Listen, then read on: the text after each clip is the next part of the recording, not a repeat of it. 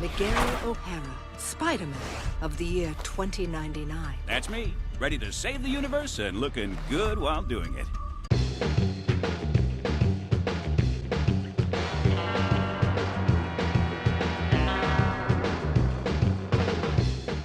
Welcome to Accelerated Visions with your host, Gil Mancha. This is my chronological discussion of the Spider-Man of the future, Spider-Man 2099.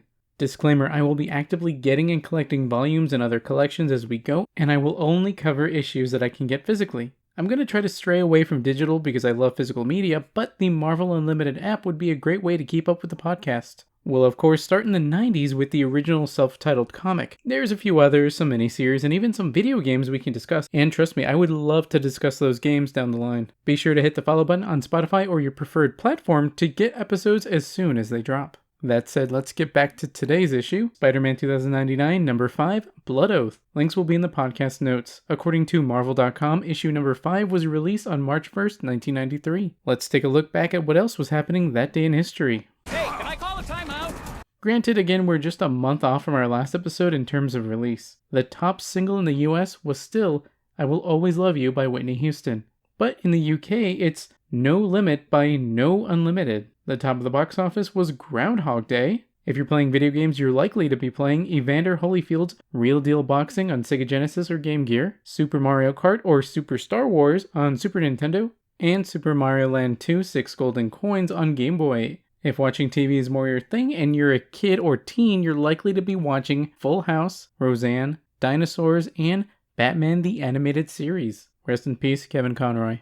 As for toys, we have Screwball Scrabble, the Super Soaker Water Gun, Teen Talk Barbie, and Littlest Pet Shop. That Whitney Houston song will be hard to dethrone. I'd never heard of No Limit or No Unlimited, so I absolutely had to check it out to see if it was real. It turns out the site that I used for the historical facts had gotten the band's name wrong. It's actually No Limit by Too Unlimited, which is Eurodance techno. It's basically Initial D music, and I'm all here for it.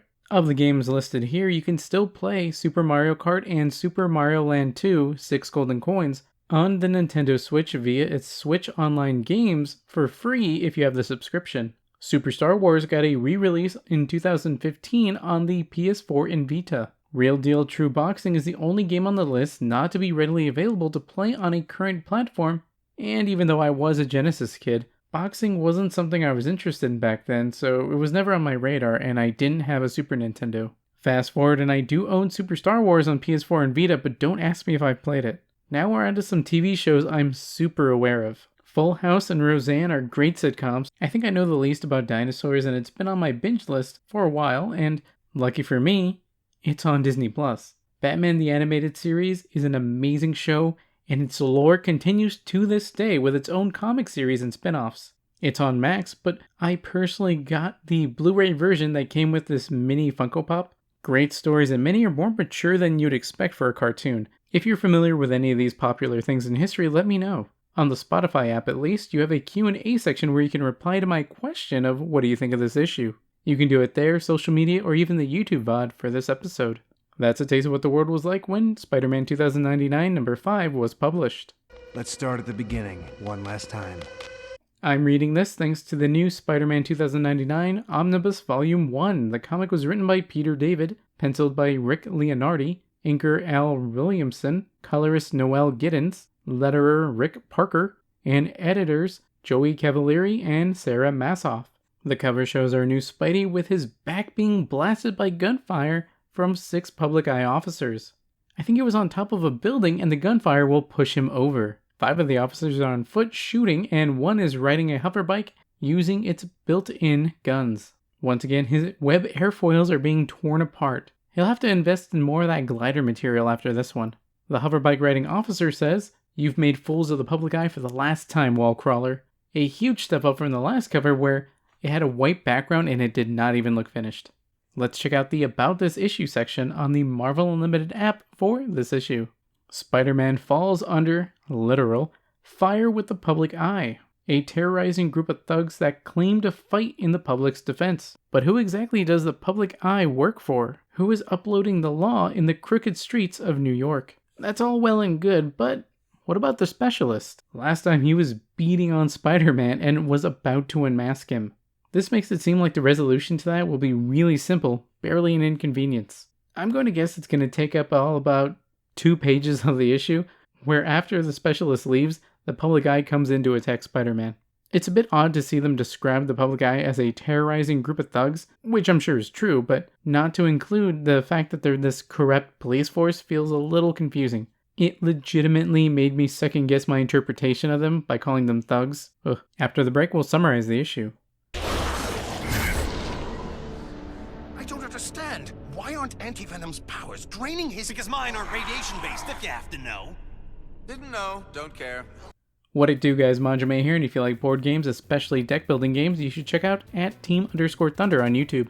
There we have unboxings and games of Legendary, a Marvel deck building game, the DC deck building game, the Transformers deck building game, and many more. That's also where you can find VODs for this and Water Damage, an Aquaman podcast where you can directly leave a comment and we can discuss the issues. That was a good warm-up. So when do I get a real challenge? We start our issue right where we left off last time with a specialist about to unmask Spider-Man. It shows Casey's face covered in terror as the specialist is praising Spider-Man for his chivalry and holding him off so she could get away. He appreciates this since chivalry nowadays is as deceased as honor, so once he's unmasked, his death will be as painless as possible. What a great guy. He starts pulling up Miguel's mask, but once it passes his nose, the specialist is unable to pull it further, stating it's adhering to him. In this panel, we see webs being pulled connecting the mask to his shirt collar. As Spider-Man slashes at him with his talons, he tells the specialist, not just adhering, webbed. Taken aback and injured, the specialist checks his wound. Arrgh! That was a grave mistake. Meanwhile, in a room full of monitors, we see Tyler Stone watching the fight. One camera showing the full fight, and another focused just on Spider-Man. He calls in Winston, an assistant, I guess, to interrupt all scheduled programming on the public eye, and to direct feed this encounter instead. He wanted to see this fight from every angle for later research. With a small scene of Winston needing clearance, he records Tyler granting full authorization and pulls a mini CD out of the side of his head, presumably the recording. Venture did likewise in an earlier issue, so this guy must be a cyborg too. Tyler then has him alert the PE or public eye core to converge but not apprehend Spider-Man. He wants Spider-Man to finish the fight. Apparently this was all according to his plan, and he didn't set this up just for him to end up as another prisoner. This is a test to see what he's capable of. As they're talking, we look into the monitor of the fight and transition to focus back on the fight in person. Spider-Man dodges a sword slash and webs the specialist's feet. While yanking at the web and knocking the specialist off his feet, Spider-Man's thinking about how he just needs to stall long enough for Casey to lose herself or get away. Even though he's strong, fast, and lethal, he's no tracker like Venture, so if he can lose sight of him, he can't track him easily. His last thought is that Gabe owes him big time for bailing out his girlfriend. Speaking of, let's see what she's up to. She can't see what's going on, but it doesn't matter because she's out of there. For once in her life, she'll listen to someone and leave. Then the public eye comes in, Flyboys, and they didn't even notice me or care. They just fly by her. Earlier, they all wanted her, but now they're clearly after Spider-Man, which means it was a setup. Not her problem though, so as she's about to leave, shock it. Cut back to the fight and Spider-Man swinging the specialist. Kisama, Shine. Spider-Man thinks my Japanese doesn't go much past where's the bathroom, but as a guess, I'd say he's real unhappy. Then he wonders if he's somehow connected to Stark Fujikawa. He thinks it would make sense because it's a major retro Asian firm that might have a nut like this on payroll. Question is, why were they after Casey? As he's thinking, for a long time, the panel shifts to outside Stark Fujikawa building with a group of men sitting around a mini arena-looking AR display of the fight. In their AR display, the specialist cuts the web off his leg with his sword, and one of them comments about how he's cut the web off so he won't get captured in the same way again. Cut to the exterior shot of the building for some reason, while they continue to talk on the inside. Another viewer disagrees and says how Spider-Man is making a fool of him. The first guy thinks that's a bit harsh, but the second says then, clearly you're not looking. Cut back to inside and we see a man trimming a bonsai tree. The second man asks the bonsai tree guy, Hikaru-sama, if he sees that Spider-Man clearly has the upper hand. He embarrasses us and we must help the specialist. The first guy retorts saying He hasn't failed us before. The only embarrassment is your lack of faith. Hikaru-sama tells them both that this is a specialist's fight. Helping him would be dishonorable. However, if Spider-Man does beat or humiliate our man, then his momentary triumph will be followed by his destruction. Back to the fight, and Spider-Man has his talons drawn on his right hand. He thinks about how he sees flyboys all around, so his escape route is cut off. As the specialist is swinging at Spider-Man, he swipes at him, disarming the blade. He tells himself to focus. Easy, Mickey. One crisis at a time. This doesn't throw the specialist off as he pulls out nunchucks. Chikusho. Gesundheit. The specialist advances on Spider-Man, swinging his nunchucks. While dodging, Spider-Man thinks about how Casey must be long gone, so all he has to do is ditch this guy and take his chances with the flyboy, which he can more easily evade. He knows he doesn't have to beat him, just get out of there in one piece. As he's thinking about this, the specialist's nunchucks wrap around his arm. While caught, the specialist kicks him in the gut. Cut to outside the fight to the flyboys, and Sarge is telling Esty from a previous comic to hang back.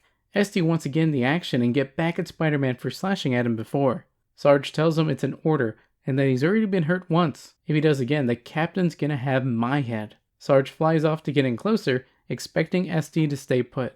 We're not sure if he does, because now we're checking in with Gabe in a desert-looking area with natives and horses. He's telling something, or someone, to move things in a grid and add more horses. It's some sort of VR program, and he's setting up a commission for his school program. Bzz.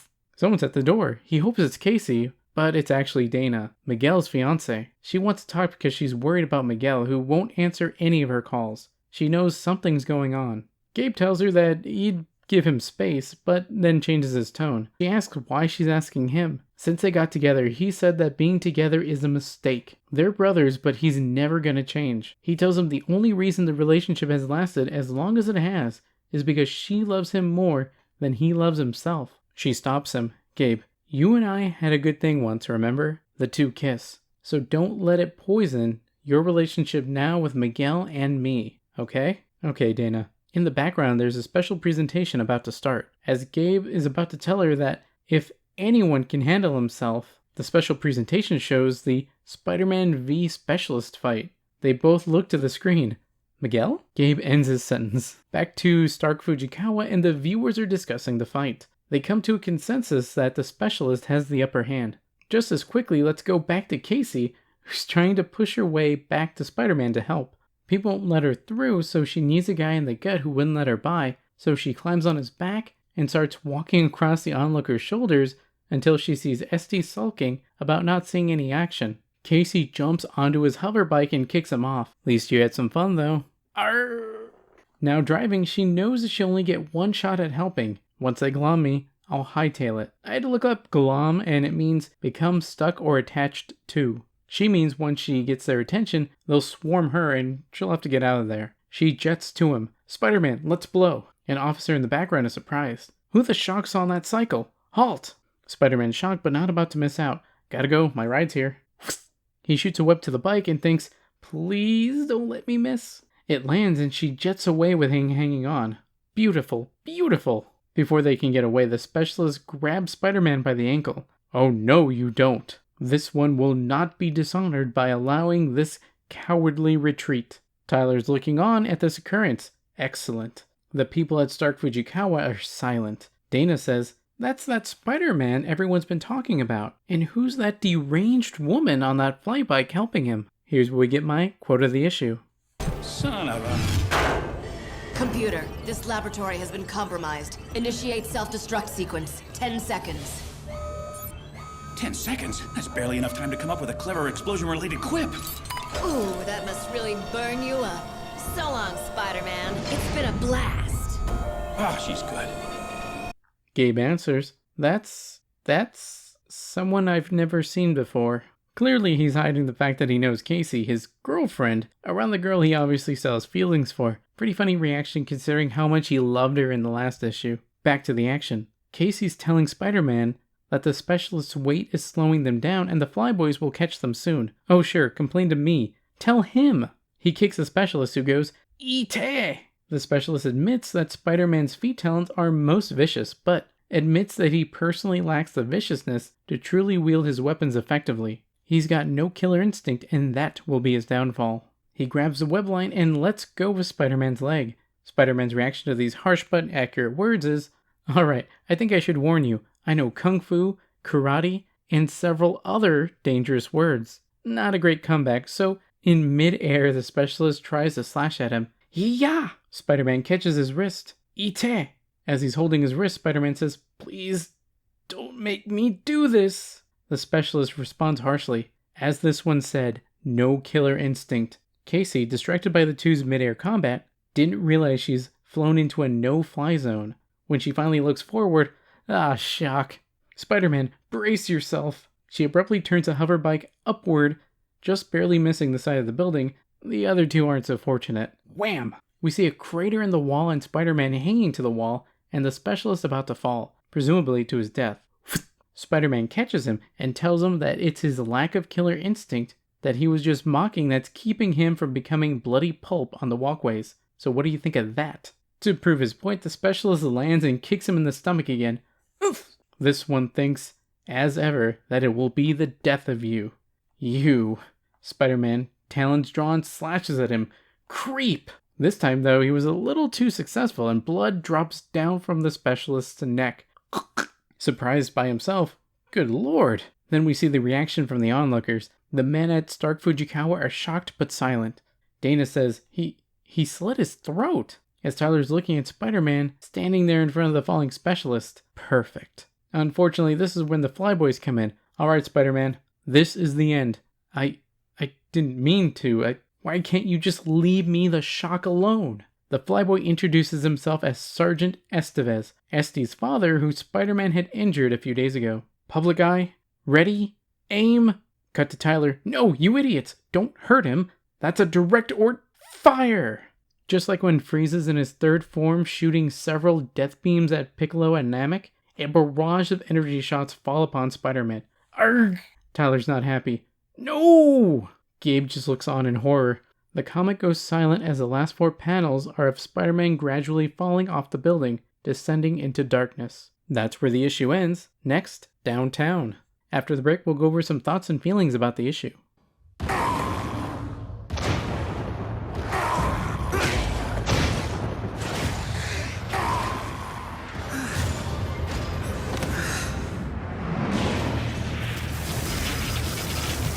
Our reality is coming apart at the seams.